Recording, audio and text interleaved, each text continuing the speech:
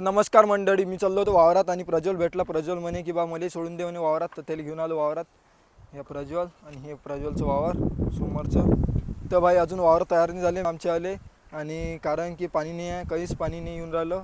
काल आलं तर पाणी, शितोळा आलं तर फक्त थोडंसं, ते कामाचं नाही राहिलं. गुंगे डोबरे डाबरे साचले, पण हे कामाचे नाही डोबरे. वावरात तर काहीच पाणी मानलं नाही भाई. आणि आता चाललो मी वावरात, कारण की माझ्या वावरात बाया फणकडं वेचायले सकाळीच गेल्या. आणि आता मी चाललो झोपेतून उठून. तुम्हाला माहिती आहे किती आयडिया आहे मी म्हणून. चला आता निघतो आता मी वावरात जासाठी. आणि 2 बाया आहे आणि आई आहे. तर मित्रांनो आता बसलो भाई वावरात, आणि हवा बॉम्ब आहे तर कचरा भेटून नाही राहिला आईच्या इकून. आईने सांगितलं होतं मला टायर, पण भेटला नाही टायर. हे पंगे ढेगं जमा केले टाकून आई. हवा तर एवढी आहे भाई.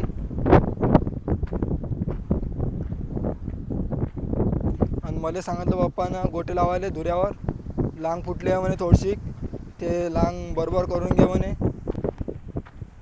अर्ध वावर झालं, अर्ध वावर राहिलं. हे म्हणजे असं हे वेचून टाकायला लागेल, कारण की हवा लय आता. हे जे गोटे दिसून राहिले हे इथं लावावं लागते. आणि हा आपला धुरा, ह्या जावरकर काकाचा, आणि हा वाघाचा धुरा. हे आपलं वावर, आई आहे त्या कोपऱ्यात, ते पाहून घ्या. आणि हे पहिले गोटे लावतो मी, आईला सांगतो की बा टायर भेटला नाही म्हणून. पहिले तर थोडे थोडे गोटे नेऊन टाकतो, नंतर सेट करतो त्याले पद्धतशीरपणे. हवा लय भाई आज.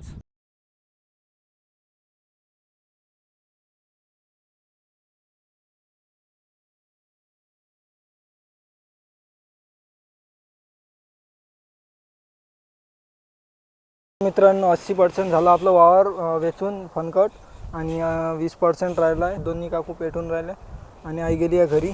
झाला यांचा टाईम बायाचा पोंग्या. त्या काकू तिकडे गेल्या धुऱ्यावर पेटवाले. मी यांना जमा करून दिले फनकडत जे ढिगं लावते यांना, आणि त्यांना मी एका जागी जमा करून दिले. आणि विद्या काकू हे पेटून राहिले पोंग्या बसून एकदम निवांत.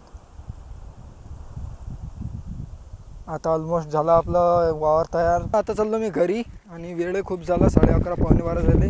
बाहेर सुट्टी झाली आणि मी आता चाललो घरी.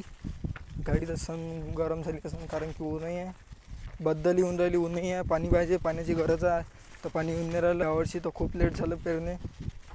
गाडी भाई आपलं वावर पूर्ण तयार झालं, बाजूचं वावर.